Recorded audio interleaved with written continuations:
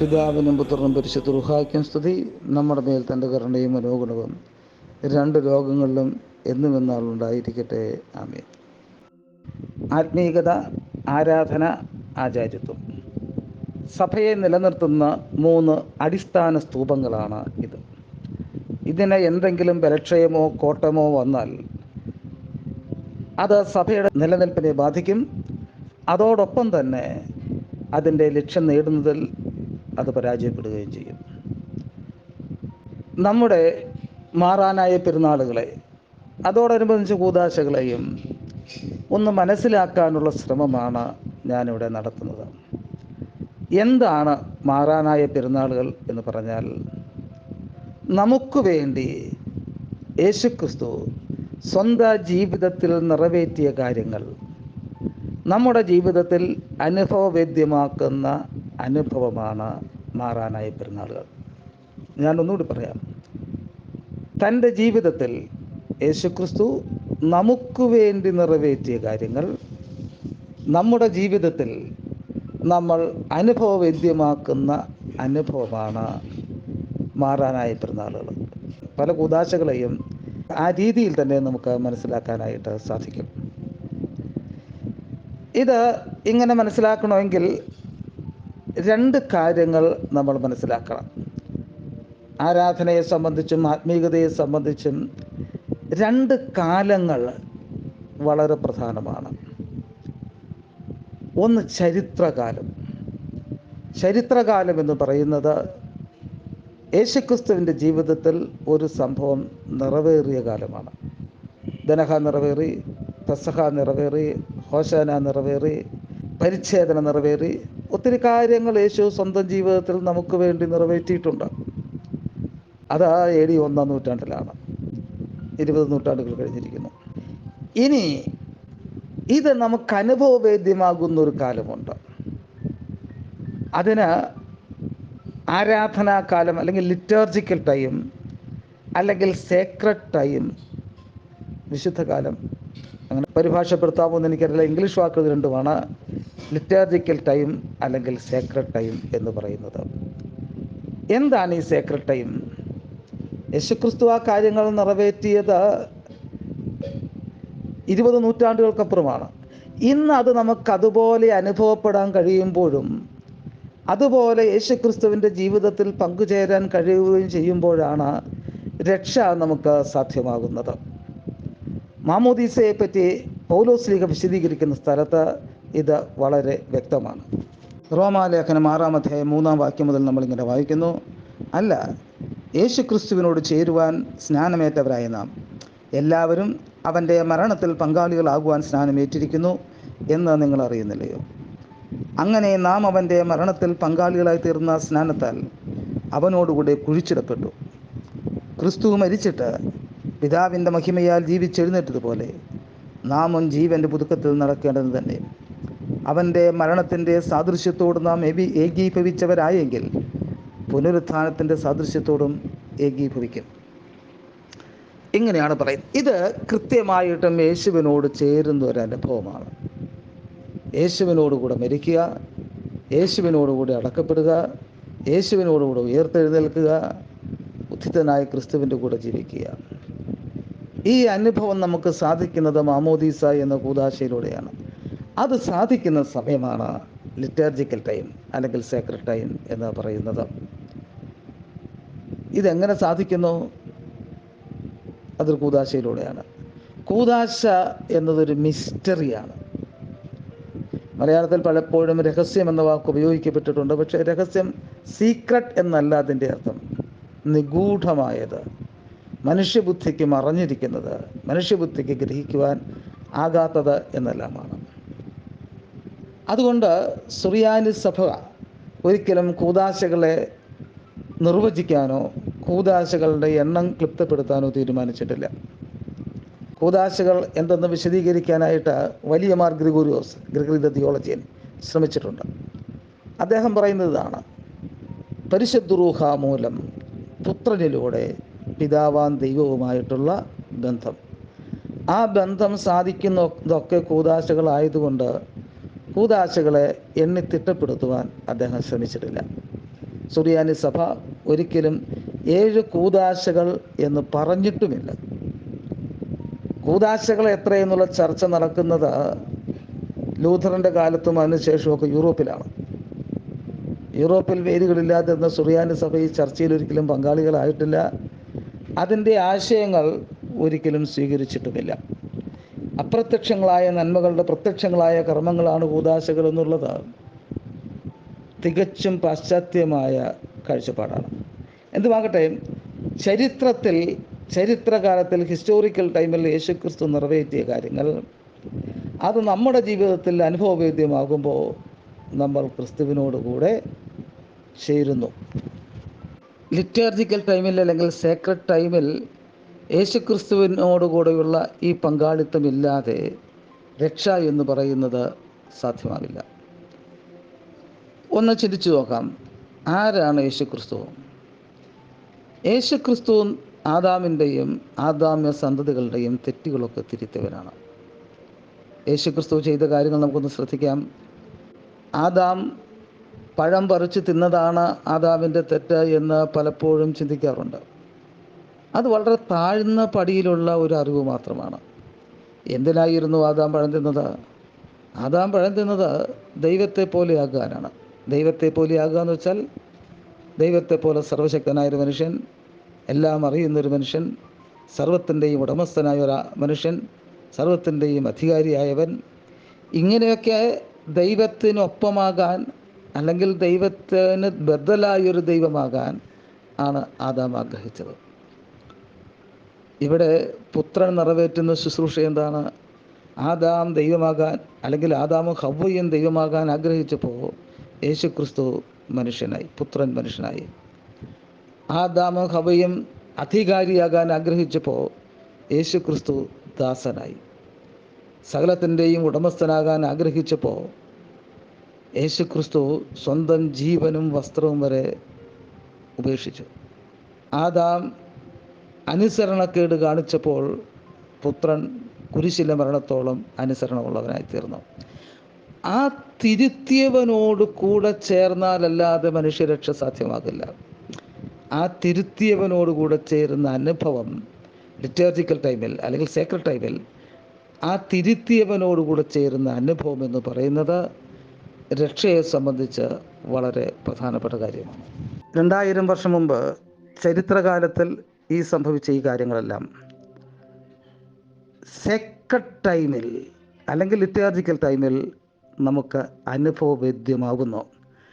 അത് അനുഭവവേദ്യമാകുമ്പോൾ മാത്രമാണ് ആരാധനയാകുന്നത്, അത് മാറാനായ പെരുന്നാളാകുന്നത്. എന്താണ് സംഭവിക്കുന്നത്? ദനഹ പെരുന്നാൾ ആചരിക്കുന്ന നമ്മൾ നിൽക്കുന്നത് യേശു ക്രിസ്തുവിൻ്റെ സ്നാനത്തിൽ അവൻ്റെ സമീപത്താണ്. ഓശാനയിൽ അവനോടുകൂടെ ഒലിവുമലയിൽ നിന്നിറങ്ങി യെരുശലേമിലേക്ക് കയറി ദൈവാലയത്തിലെത്തി ദൈവാലയം ശുദ്ധീകരിക്കുമ്പോൾ നമ്മൾ അവൻ്റെ കൂടെയുണ്ട്. പെസഹായിൽ അവൻ്റെ കൂടെയുണ്ട്. മരണത്തിൽ കുരിശിൻ്റെ ചുവട്ടിൽ അവൻ്റെ കൂടെയുണ്ട്.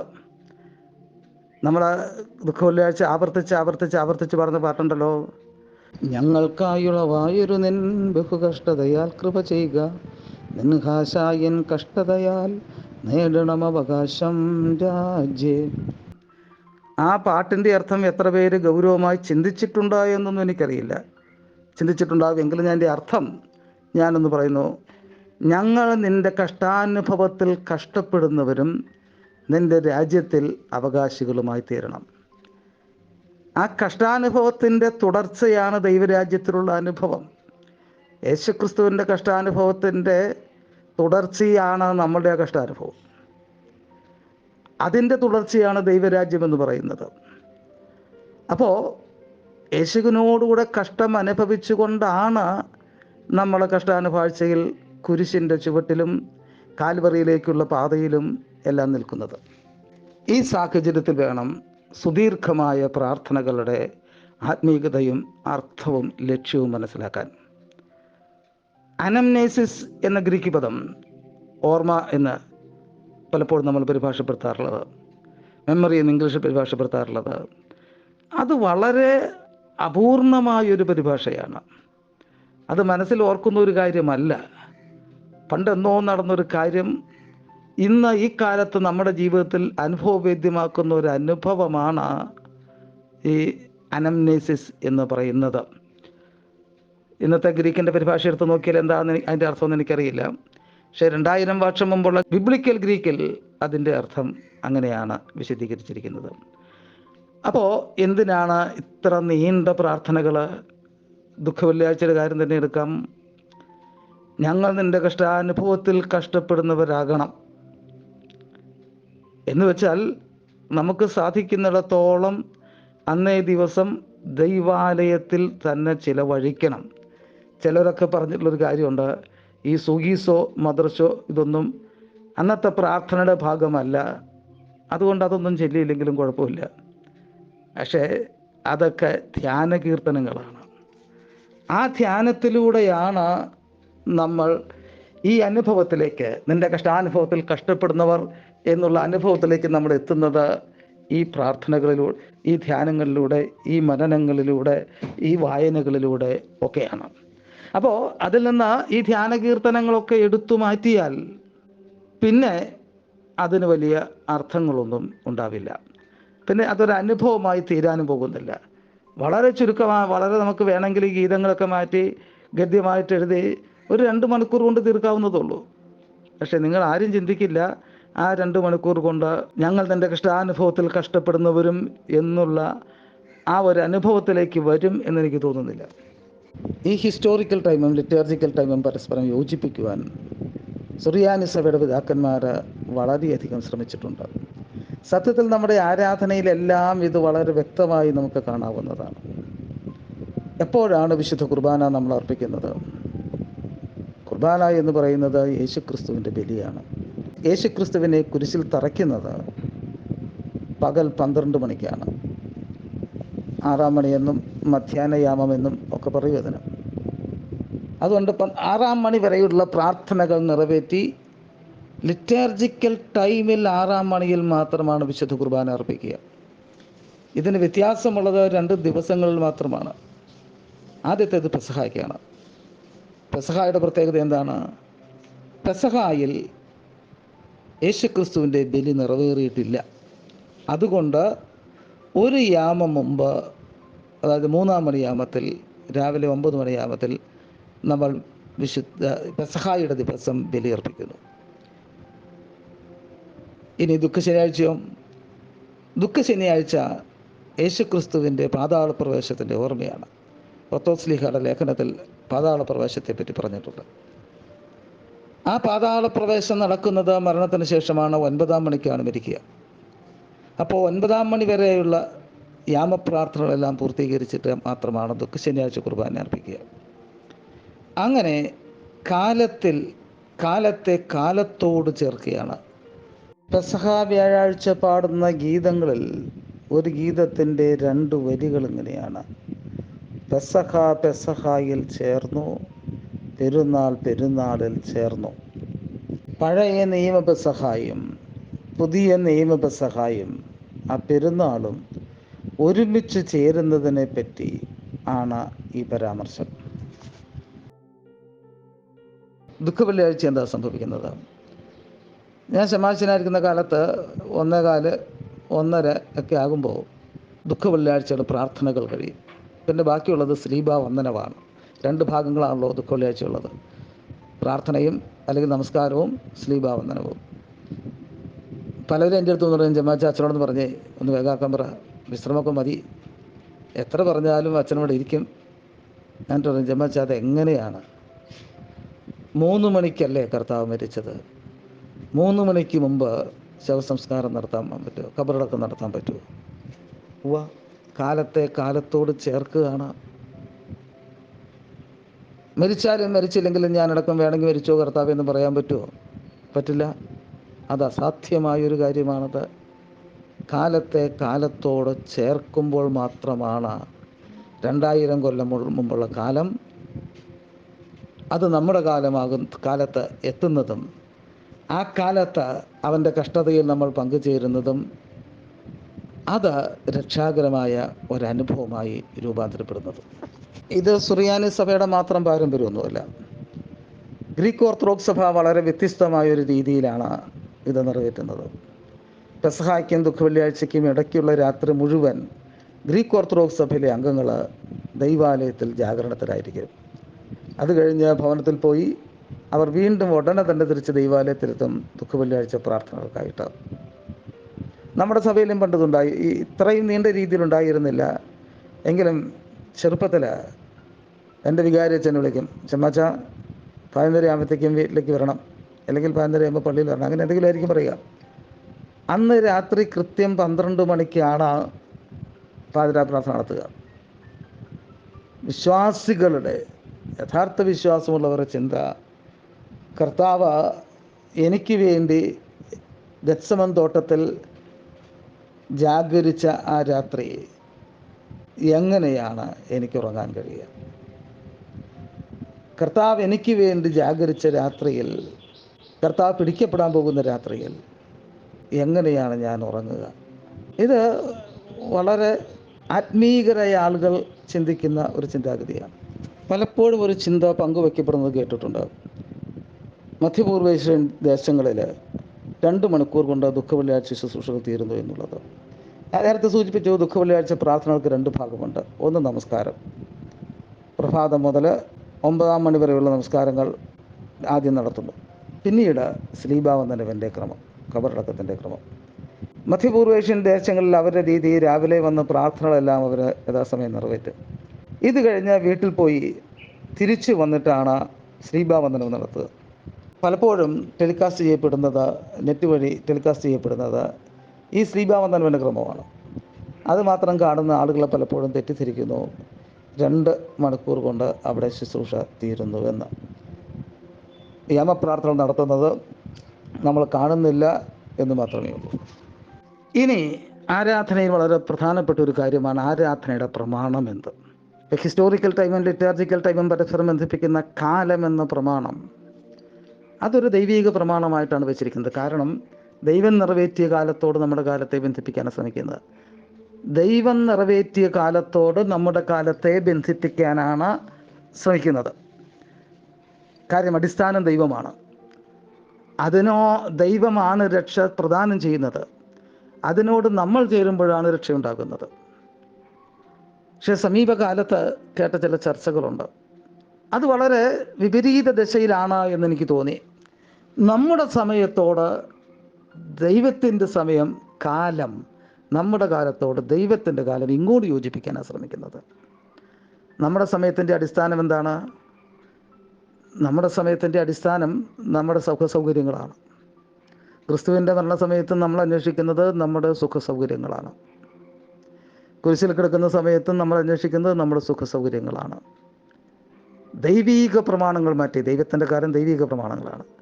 മാനുഷിക പ്രമാണങ്ങൾ അവിടെ വെക്കുക എന്ന് പറയുന്നത് ആദാം ചെയ്ത പാപമാണ്. ആദാം ദൈവത്തിന് ബദലായൊരു ദൈവമാകാൻ ആഗ്രഹിച്ചു. നമ്മൾ ദൈവത്തിൻ്റെ പ്രമാണങ്ങൾ മാറ്റി നമ്മുടെ പ്രമാണങ്ങളോട് വയ്ക്കാൻ ശ്രമിക്കുന്നു. രക്ഷയ്ക്ക് വേണ്ടി നിറവേറ്റുന്ന ആരാധന സത്യം പറഞ്ഞാൽ ദൈവവിരുദ്ധമായ, രക്ഷയ്ക്ക് വിരുദ്ധമായൊരു പ്രവൃത്തിയായി തീരുന്നു എന്നുള്ളത് ദുഃഖകരമാണ്. ആരാധനയെപ്പറ്റി നമ്മുടെ വിശ്വാസികളുടെ ഇടയിൽ നല്ലൊരു അവബോധം ഉണ്ടാക്കേണ്ട കാലം അതിക്രമിച്ചിരിക്കുന്നു. ആരാധന എന്താണ്? ആരാധനയിലെ കാലം എന്ന് പറഞ്ഞാൽ എന്താണ്? ആരാധനയുടെ പ്രമാണങ്ങൾ എന്തെല്ലാമാണ്? ആരാധന എങ്ങനെയാണ് രക്ഷാകരമാകുന്നത്? മാറാനായ പെരുന്നാളുകളിൽ എന്താണ് സംഭവിക്കുന്നത്, എന്താണ് സംഭവിക്കേണ്ടത്? കൂദാശകൾ എങ്ങനെ നമുക്ക് അനുഭവവേദ്യമാകുന്നു? ഇതൊക്കെ ജനത്തെ ബോധവൽക്കരിക്കേണ്ടതാണ്. സൺഡേ സ്കൂളും കുടുംബ യൂണിറ്റുകളും എല്ലാം അതിന് വലിയൊരളവ് വരെ ശ്രമിക്കും എന്ന് ഞാൻ പ്രത്യാശിക്കുകയാണ്. ബോധവൽക്കരിക്കണമെന്ന് ഞാൻ പറയാൻ കാരണം, ഇത് തിരിച്ചറിവില്ലാത്ത പാവം വിശ്വാസികൾ പലപ്പോഴും ഒരു ചോദ്യമായിട്ട് വരും, എപ്പോഴാണ് ദുഃഖവെള്ളിയാഴ്ച തീരുക? എപ്പോഴാണ് ഓശാന തീരുക? എപ്പോഴാണ് പെസഹ തീരുക? ഏറ്റവും ആദ്യം തീരുന്ന പള്ളിയാണ് ഏറ്റവും നല്ലത്, അത് തീർക്കുന്ന അച്ഛനാണ് ഏറ്റവും നല്ലത്. പക്ഷെ നമുക്കറിയാം, അവരുടെ കുഞ്ഞിനെ സ്കൂളിൽ ചേർക്കാൻ നേരത്ത് ഏറ്റവും വേഗത്തിൽ പാഠങ്ങൾ തീർക്കുന്ന സ്കൂൾ അന്വേഷിച്ച് പോകില്ല. അല്ലെങ്കിൽ എത്രയും നേരത്തെ സ്കൂൾ വിടുന്ന, ക്ലാസ്സുകൾ അവസാനിക്കുന്ന സ്കൂൾ അന്വേഷിച്ച് പോകില്ല. ഏറ്റവും നല്ല സ്കൂൾ അന്വേഷിച്ച് പോകും, അത് ഇച്ചിരി ദൂരത്താണെങ്കിലും. ഒരു ഡോക്ടറെ കാണാൻ കുറേ അധികം ദൂരം പോയി എന്ന് വരും. കാരണം പെട്ടെന്ന് രോഗികളെ നോക്കി തീർക്കുന്ന ഡോക്ടറെ അടുത്ത് അല്ല പോവുക. ഏറ്റവും നന്നായിട്ട് നോക്കി രോഗം കണ്ടെത്തി മനസ്സിലാക്കി ചികിത്സിക്കുന്ന ഡോക്ടറെ അടുത്താണ്. ജില്ലകൾ കടന്നു പോലും പോയി എന്ന് വരും. ഈ ആത്മാർത്ഥത, സത്യസന്ധത ആരാധനയിൽ കാണിക്കാത്തത് അവരാരും കുറ്റക്കാരായതുകൊണ്ടോ അല്ല, ആരാധന എന്നത് എന്താണ് എന്നുള്ള അവബോധം ഇല്ലാതെ പോയതുകൊണ്ടാണ്. ആ അവബോധം ഉണ്ടാക്കി കൊടുക്കുക വളരെ പ്രധാനമായിരിക്കും. എൻ്റെ ഈ പ്രഭാഷണം ശ്രദ്ധയോടെ കേട്ട നിങ്ങൾക്ക് ഓരോരുത്തർക്കും നന്ദി. ഇത് നിങ്ങൾക്ക് നിങ്ങളുടെ ജീവിതത്തിൽ, നിങ്ങളുടെ ആരാധനയിൽ, നിങ്ങളുടെ രക്ഷയുടെ വഴിയിൽ വഴികാട്ടിയാകും എന്ന് ഞാൻ പ്രത്യാശിക്കുകയാണ്. ഇത് നിങ്ങളിലേക്ക് എത്തിച്ച പ്രിയപ്പെട്ട നുഹറോ ഷാരോ ചാനലിനും നന്ദി. ഇത് മറ്റുള്ളവർക്ക് പ്രയോജനപ്പെടും എന്ന് നിങ്ങൾക്ക് ഉത്തമ വിശ്വാസമുണ്ടെങ്കിൽ സൺഡേ സ്കൂൾ അധ്യാപകർക്കും വിശ്വാസികൾക്കും നിങ്ങൾക്ക് വേണ്ടപ്പെട്ടവർക്കും അത് അയച്ചു കൊടുക്കാൻ താല്പര്യപ്പെടുന്നു. എല്ലാവരെയും ദൈവം അനുഗ്രഹിക്കട്ടെ. ദൈവത്തിന് സ്തുതി.